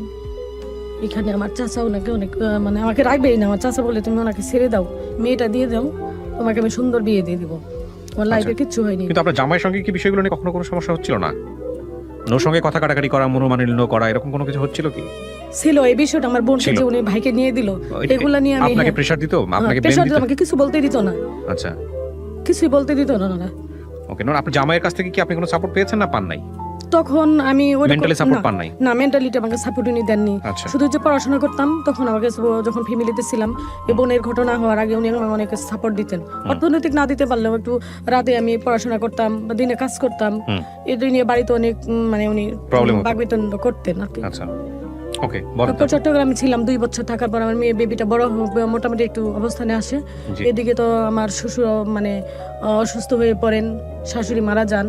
তারপরে আমি আমার বাবার বাড়িতে আসি, আমার মা যায় আমাকে নিয়ে আসে। আচ্ছা, আসলাম দেশে, টাঙ্গাইলে আসলাম। আসার পর দেখি যে বোনটা ওইখানে থাকে, আমার দেবরও তাকে মানসিক মানে যন্ত্রণা দেয়, যন্ত্রণা করে। তার হাজবেন্ডের সাথে ওইদিকে আবার আমার তখন একটু ভালো অবস্থানে হয়ে গেছে আর কি। মেয়ে আছে যেহেতু একটা, আর আমি তো ছাড়তেছি না। জানি যে আমাকে ফ্যামিলির থেকে আমার চাচা, অনেক আত্মীয় স্বজন, আমার মামারা বলছে যে তুমি চলে আসো এখান থেকে, তোমাকে আমরা ভালো বিয়ে দিয়ে দেবো, তোমার প্রতিষ্ঠিত হওয়ার জন্য আমাদের যা লাগে আমরা করবো। কিন্তু আমি বলছি যে মেয়েদের বিয়ে তো একটাই, আর জীবন তো একটাই। আমার একটা মেয়ে হয়েছে, থাক, আমি না হয় মানুষের বাসায় কাজ করেই খাবো, তবু আমি আমার জীবনটাকে আমি এককভাবেই কাটাবো। উনিও আস্তে আস্তে নিজের এইটা বুঝতে পারছে। পরে যখন টাঙ্গাইলে আসি, বাবার বাড়িতে আসার পর দেখি যে আমার বোনের অবস্থাও তেমন ভালো না, দেবর কিছু করে না, উনিও মানে দুষ্ট প্রকৃতির লোকজনের সাথে তার সঙ্গ। আমার হাজবেন্ড টাকা দেয়, ওই টাকা নিয়ে এসে চলে ফিরে। তার মধ্যে একটা ছেলে হয়েছে, সেই ছেলেটাও অসুস্থ হয়। আমি বাবার বাড়ি থেকে পরে আমাকে আত্মীয় স্বজন এসে আমার শ্বশুর বাড়িতে নিয়ে যান। নিয়ে যাওয়ার পর কিছুদিন থাকি, থাকার পর দেখা গেল যে এরা ভাই বোন সবাই একাত্র থাকে, সবাই একাত্র থাকে। আমার শ্বশুরের পেনশনের টাকাগুলো, সমস্ত টাকাগুলো আমার ভাসুর নিয়ে খরচ করছে। সমস্ত টাকাই আমার শ্বশুরের পেনশনের টাকা আমার ভাসুর খরচ করেন। খরচ করার পর সে ওই টাকা দিয়ে ফ্যামিলির কিছু কিছু সাপোর্ট দেন, আর টাকা দিয়ে সে মানে তার মতো করে সে চলে। তারপর ওখানে থাকি আমি, শ্বশুর বাড়িতে আমি নিয়ে গেল, নিয়ে যাওয়ার পর ওখানে থাকা শুরু করলাম। আবার থাকার পর দেখা যায় ভাই বোনরা আবার এরা মানে ঝগড়া বিবাদ সৃষ্টি করার পর ওখানে ভাসুর আর থাকতে দিবে না, কাউকে থাকতে দিবে না, সে একাই বাড়িতে থাকবে বলতে আমার ভাসুর আমার শ্বশুরের কাছ থেকে সমস্ত সম্পত্তি লিখে নিচ্ছে। তারপর ঘরে দিয়ে দিল তালা। কোথায় যাব এখন? দেবরকে বলি তাহলে কোথায় যাবো, আমাকে নিয়ে আসলা।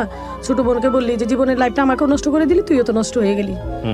এখন একটা বেবি হয়েছে, তুই কি করবি? আমার একটা মেয়ে হয়েছে, আমি এখন কি করব বল? তারপর আমি সেই গ্রাম থেকে আবার চলে যাই শহরে, যাই একটা বাসা নিয়ে থাকা শুরু করি। তখন দেখা যায় যে ওই দেবর ছোট বোনের সাথে নিয়তি ঝগড়া করে, কি করবে বেকার। আমার হাজবেন্ড কিছু কিছু টাকা দেয়, মাসে 5,000 টাকা দিয়ে আমাদের বাসা ভাড়া দিই, 2,000 টাকা, আর দিয়ে 3,000 টাকা দিয়ে আমরা চলি। বাবার বাড়ি থেকে ধান নেই, চাল নেই, এটা সেটা আমার আম্মা পাঠিয়ে দেয়। এসে নেই, থাকা শুরু করলাম। থাকতে থাকতে দেখা গেলো যে দেবরকে আবার বিদেশ পাঠিয়ে দিলাম। আচ্ছা, বিদেশ দিয়ে দিলাম। তখন আমি 1.5 লক্ষ টাকা দিয়ে বিদেশ দিলাম। আমার 9 ভরি স্বর্ণ ছিল, আমার হাজবেন্ডই দিয়েছিল সিঙ্গাপুর থেকে এনে, সেই স্বর্ণগুলো বিক্রি করে দিলাম। সে দেবর আর আমাকে সে টাকাগুলি দেয়নি। আমি একটু সংসার এভাবে ওই চট্টগ্রাম যে গেলাম, ওই চট্টগ্রাম থেকে আবার আসলাম, এসে সংসার শুরু করলাম। সংসার থেকে আবার শুরু হয় এই সন্তান, ছেলে। আবার আমার উনি আসলে আবার সংসার শুরু হয় আমার। আবার সংসার শুরু করি, ছেলেটা হওয়ার পর থেকে নিয়ে দেখা যায় যে সামাজিকভাবে ওনারা মানে সংসার থেকে আবার আত্মীয় স্বজন এসে বারবার ওনারা বিশৃঙ্খলা সৃষ্টি করে। যা আমাকে মানে ওনার অর্থের দিকে একদিকে লোভ করে, আরেকদিকে আমার সন্তান নিয়ে আমি প্রতিষ্ঠিত হচ্ছি, এগুলা নিয়ে ওনারা মানে বারবার আমাকে মানে মানসিক যন্ত্রণা যেটুকু দেওয়ার দরকার, মান সম্মান থেকে নিয়ে সবকিছুতেই আমাকে হেয় করার অনেক চেষ্টা করছে ওনারা। চেষ্টা করার পর আমার মানে ইচ্ছে ছিল যে মানুষ যদি সততা নিষ্ঠার মাঝে যদি মানুষ তার চেষ্টা চালিয়ে যায়, লক্ষ্যকে সামনে রেখে তার উদ্দেশ্য যদি ঠিক থাকে, সে অবশ্যই তার কোনোদিন আল্লাহ কোনো না কোনো সময় আল্লাহ পাক তাকে সফলতা আনবেই। রাইট। তো আপনি শেষ পর্যন্ত কি করলেন? আমি আছি পাস তো করেই তো এই মানে সংসার জীবন শুরু করার পর তো 2004 থেকে নিয়ে 2004 সালে আমার এর মধ্যে তো অনেক কষ্টগুলাই গেছে, এগুলো আবার এত নাই বলবো না। 2004 সালে আমার আবার হাজবেন্ডকে বললাম যে দেখো এইভাবে জীবন চলে না, তুমি যে টাকা পয়সা দাও এগুলো তো আমার হচ্ছে না। আমি এখন দেবরকে টাকা দিলাম, সে টাকাগুলো মেরে দিচ্ছে না। ছোট বোনটাও আমার সংসারে থাকতে পারবে কিনা আমি জানি না, কি করবো? ছেলেটার পিছনে মানে আমাদের 7-8 লক্ষ টাকা খরচ হয়েছে, সেও দিচ্ছে না। আমার ছেলে বোনটাকে তখন ও মামার সাথে যোগাযোগ করে আমার আম্মার কাছে ছেলেটা আমার কাছে রেখে ও সৌদি আরব চলে যায়। অনেক টাকা ঋণ হয়, কি করবে? এই ঋণের দায় কে নিবে? পরে ও রাগ করে চলে গেল যে হাজবেন্ড টাকা পয়সা দিচ্ছে না, আমি বাইরে চলে যাবো। পরে ও চলে গেল। আমি পরে কি করব যে এই যে একটা সংসারে মানে একটা অশান্তি, বোনের অশান্তি, আমার নিজের অশান্তি, পরে নিজে নিজে চিন্তা করলাম যে না, এইভাবে তো জীবন চলবে না। ইন্টারমিডিয়েটে ভর্তি করাই দিল, আব্বা ভর্তি দিল না, দিবে না, পড়াশোনা দরকার নেই, সংসার করতে হবে। আমি 2004 সালে আমার চিন্তা হলো যে না, একটা কিছু করি। হাজবেন্ডে 5-7 হাজার টাকা দেয়, এই টাকা দিয়ে তো আমার জীবন চলবে না। 2টা বেবি, ছেলে হয়। তারপর আমার বাবার বাড়ি থাকা, আবার বাবার বাড়িতে থাকা শুরুই করছি। চলে আসছি আবার ওই শহর থেকে। ছেলেটা নিয়ে কি করব, মেয়েটা নিয়ে কি করব, তো আবার চেষ্টা করি পড়াশোনা। পরে আবার কলেজে ভর্তি হলাম। ভর্তি হয়ে আবার প্রাইমারিতে সার্কুলার হয়ে পরীক্ষা দিলাম। তো রাত দিন সংসার করি, কাজ তো করতেই হয়, এরকম রেগুলারই কাজ করতে হয়। বাবার বাড়িতেও কাজ করি। পরীক্ষা দিলাম, তারপর প্রাইমারিতে পরীক্ষা দিয়ে আমি এসএসসি পাশের পরে পরীক্ষা দেন নাকি এসএসসি পাশের পরে? হ্যাঁ, পরে তখন তো 2005 এসএসসি পরীক্ষাতেই ওই প্রাইমারি হ্যাঁ করা যেত আর কি। পরীক্ষা দিয়ে আমি 2004 টিকি। টেকার পর মানে আমার কোনো লবিং ছিল না, কার সাথে কি বলবো বলতে পারি না। পরীক্ষা দিলাম, ভাইবাতে আমাকে করে দিল, ক্যান্সেল করে দিল। আবার 2005 আমার আবার পরীক্ষা, আবার সুযোগ পেলাম, তখন আমি পরীক্ষা দিলাম। পরীক্ষা দিয়ে তারপর আমি টিকি আসছে, আমার রেজাল্ট হয়েছে যে আমি আবারও টিকেছি। আচ্ছা, টিকার পর তখন আমার চিন্তা হলো যে আমি এই বছর আমি থেমে থাকবো না। কারণ হচ্ছে যে আমি যদি থেমে থাকি তাহলে আমার চাকরিটা এই বছর হবে না। আমি আবার যখন এই পরীক্ষাটা দিব তখন আমার হাজবেন্ড দিতে দিবেন। আমি এই অ্যাপ্লিকেশনটা রেখে দিয়েছিলাম এখানে, আবার এই অ্যাপ্লিকেশনটা রেখে দিয়ে আমি আবার চট্টগ্রামে গেছি আমার চাচার বাসায়। হাজবেন্ড কি করলেন, উনি বললেন যে তোমাকে পরীক্ষা দিতে হবে না, চাকরি করতে হবে না, তোমাকে 5,000 টাকা প্রতি মাসে দিব, তোমার আবার চাকরি করতে হবে কেন? আমি বলছি এগুলি কোনো কিছু বলার দরকার নাই, তোমার অনেক হয়েছে, আমার নিজের মতো আমাকে দাঁড়াইতে হবে। এটা যদি আমি না করি তাহলে আমার জীবন কখনোই আমি টিকে থাকতে পারবো না। আমার জীবন ছন্ন বিচ্ছিন্ন হয়ে যাবে। আগে তো বুঝি নাই, এখন একটু হলেও বুঝি। তো আমি অ্যাপ্লিকেশনটা রেখে চলে গেছি ওয়ার্ডরোবের উপর। আমার মামাকে বলছি যে মামা তুমি করো তো, অ্যাপ্লিকেশনটা রেখে আসছি, তুমি নিয়ে যা জমা দিয়ে দিও পোস্ট অফিসে। তখন আমার হাজবেন্ড তখন 7 টাকা মিনিট কথা হইতো, বুঝছেন। মামাকে ঋণ দিছে, ওনার মোবাইলে 7টা টাকা ছিল। আমি বললি আমি 1.5 টাকা খরচ করছি। 1.5 টাকা খরচ করার পরে উনি আমার বাসায়, আমার চাচার বাসায়, উনি আমাকে মানে রাগ করার পরে উনি আমাকে একটা থাপ্পড়ি দিলেন। আমার হাজবেন্ড আমাকে থাপ্পড়ি দিলেন। আমার মোবাইল কেন ধরছো তুমি? তোমাকে কে রিং দিতে বলছে? তুমি কেন রিং দিলা? তোমাকে কে চাকরি দিবে? চাকরি কি এটা হাতের মোয়া? এরকম কথা শুরু করলো। পরে কিছু গ্লাস ছিল কাচের, সেই গ্লাসগুলো ভেঙে ফেললো। পরে আমার চাচি তো অবাক হয়ে গেল। চাচিকে আমি আম্মা বলে ডাকি। পরে আম্মা আসলো, আসার পরে বললো যে এটা কাজটা তো ভালো হয়নি, জামাই মানুষ কি বলবো। পরে দিছে, জমা দিয়েছে মামা। দেওয়ার পর তো পরীক্ষা দিলাম, পাশ করলাম। উনি তখন মানে চাকরিতে ছিলেন। আমার অ্যাপয়েন্টমেন্ট লেটার আসলো, ওই যে পরীক্ষা দিলাম ভাইবাতে। তারপর তখন তো ভাইবাতে যখন আমি যাই, আমি তো রেগুলার আসলে এসেছি পাস, আমাকে কি প্রশ্ন করবো, ভাইবা বোর্ডে কে আছে কে থাকবে, এই নিয়ে আমার মাথায় টেনশন জন্মগ্রহণ করলো। তো আমার আব্বা ছিলেন প্রাইমারি প্রধান শিক্ষক, বললেন যে তাহলে এক কাজ করো মা, তুমি তো তোমাকে আমার ইচ্ছে ছিল অনেক কিছু করা, তোমাকে ডাক্তার বানানোর, কিন্তু আমার ভাগ্যে তো হবে না, আমি সেটা নিজের পায়ে নিজেই কোরাল দিয়েছি। তাহলে এক কাজ করো আম্মু, তোমাকে তো তুমি রেজাল্ট ভালোই হয়েছে, তো ডিপি অফিসে যাই স্যারকে বলি। আব্বা আমাকে নিয়ে গেল, বললেন যে স্যার দেখে নি যে আমার মেয়েটা, আমি তো ভুল করে মেয়েটাকে ছোট সময় বিয়ে দিয়ে দিছি, মেয়েটা তো পরীক্ষা দিছে, পাশ করছে, স্যার আমার তো মেয়ে এমনি তো আমার দিকে তাকায়, আমার মেয়েটাকে চাকরি দিতে হবে, আমার একটা কোঠা আছে, সে কোঠাতে দিতে হবে। স্যার বললো আচ্ছা ঠিক আছে, সমস্যা নেই। তারপর আসার পর যে প্রতিনিয়ত পরীক্ষা হচ্ছে, ভাইবা পরীক্ষাতে আমি প্রতিদিন সেই ঘাটাল থেকে ছেলে মেয়ে রেখে, পিচ্ছে একটা মেয়ে ছিল আমার, কাজের মেয়ে ছিল, ওর কাছে রেখে আমি প্রতিদিন আব্বার কাছে রেখে আমি টাঙ্গাইলে চলে আসি। ভাইবা বোর্ডে কাকে কি প্রশ্ন করে আমি দরজায় দাঁড়াই থাকি, বলি একজন লোক বের হলে বলি জাপা এরকম খাতা রাখি, রেখে বলি জাপা কি প্রশ্ন করলো, কি বললো, কি প্রশ্ন করলো, 2-1টা বলেন। এইভাবে আমি 15 দিন আসছি। এসে ওইগুলো নিয়ে যায়, রাতে আমি যাই ওইগুলো আমি স্টাডি করতাম। করার পর আমার ভাইবা যেদিন পরীক্ষা হলো, সে পরীক্ষা দিলাম, ইনশাল্লাহ আমি ভালো, আমার যে কয়েকটা প্রশ্ন করেছেন আমি সবটি প্রশ্নের উত্তর দিলাম। দেওয়ার পর রেজাল্ট হলো, আমি পাশ করলাম। তবে এলাকাতে মানুষ অনেকেই অনেক ধরনের কথা বলতো যে আমি কেন টাঙ্গাইলে যাই, কি ব্যাপার আমাকে নিয়ে, মানে একটা মানুষের যে একটা মন্তব্য সৃষ্টি হলো। তো সবাই জানতো না যে আমি আসলে কি কাজে যাচ্ছি। আমার চাচারাও একটা আলোচনা করতো, কেন যায়, স্বামী থাকে না কাছে, কি ব্যাপার, কি ঘটনা। পরে যখন শুনলো যে ঘাটাইলে যখন রেজাল্ট হলো, হওয়ার পর সবাই অবাক, আমার নাম আসছে, অনেকের নাম আসবে, অনেকেই এমপি মন্ত্রী সচিব, এদের চাকরি হবে, অমুকের চাকরি হবে, তমুকের চাকরি হবে। একটা মেয়ের চাকরি হবে ঘাটাইল থানার, সেই মেয়েটার নাম নিয়ে অনেক কিছু আলোচনা আগেই হয়েছে, কিন্তু আমার নাম কেউ জানতো না। হওয়ার পর দেখি যে সকালবেলা রেজাল্ট হয়েছে, দেখি যে লোকজন আমার বাসায় এসে হাজির। আমি যে কি ব্যাপার, বলতেছে যে আপনার তো প্রাইমারিতে চাকরি হয়েছে। আমি যে তাই নাকি, আমি তো আশ্চর্য হয়ে গেছি, কয় যে আপনি জানেন না? আমি বলছি না, আমি জানি না তো এটা। মানে সরকারি স্কুলে, হ্যাঁ, সরকারি প্রাথমিক বিদ্যালয়। প্রাথমিক বিদ্যালয়ে চাকরি হয়। তারপর কত সালে আপনার চাকরিটা হয়? 2006 হয়। 2006, হ্যাঁ। তারপর এভাবে চাকরি হয়, চাকরিতে শুরু করি। শুরু করার পর তো এই সংসার জীবন এভাবে চলে আসছি। তারপর মেয়েটা আস্তে আস্তে ওর আব্বু তো কাছেই থাকে না। আপনার জামাই এটা নিয়ে কোনো সমস্যা করলো না চাকরি হওয়ার পরে, যেন চাকরি করতে পারবা না এরকম কোনো কিছু? না, তখন তো শুনে অনেক খুশি। প্রাথমিক সে বিদ্যালয়ে, support হ্যাঁ, তখন সে সাপোর্ট করলো। আপনি কি পরে পড়াশোনা করেছেন এসএসসি পরে? জি, এসএসসির পর আমি ইন্টারমিডিয়েট পাস করি ঘাটাল জিবিজি বিশ্ববিদ্যালয় থেকে, উন্মুক্ত বিশ্ববিদ্যালয় থেকে বিএসএস কমপ্লিট করেছি। আচ্ছা, মানে এরপর আপনি এখনো শিক্ষক আছেন? জি, এখনো শিক্ষক আছি। কোথায় শিক্ষকতা করছেন? আমি 11টা সরকারি প্রাথমিক বিদ্যালয়ের সহকারী শিক্ষক। তো আপনি গল্পটা কেন বললেন রেডিওতে? থাকে না যে এই কারণে বলতে এসেছি বা এরকম কোনো কিছু? গল্পটা বলতে আসছি যে আমি যে এত কষ্টের মাঝে যে আমি এই পর্যন্ত আসছি, আমি এই যে শিক্ষকতা করতেছি, তার মাঝে আমি এই সংসার জীবনে ছেলে মেয়েকে নিয়ে আমি এককভাবে সংসার চালিয়ে আসছি। মেয়ে আমার বিবিএ পড়তেছে বগুড়া একটা কলেজে, আর আমার ছেলে এখন বর্তমানে তেজগাঁ কলেজ ইন্টারমিডিয়েট ফার্স্ট ইয়ারে। না, সেটা ঠিক আছে, আপনার ছেলের মেয়ের সাকসেস আছে, কিন্তু আপনি আপনার গল্পটা কেন বললেন?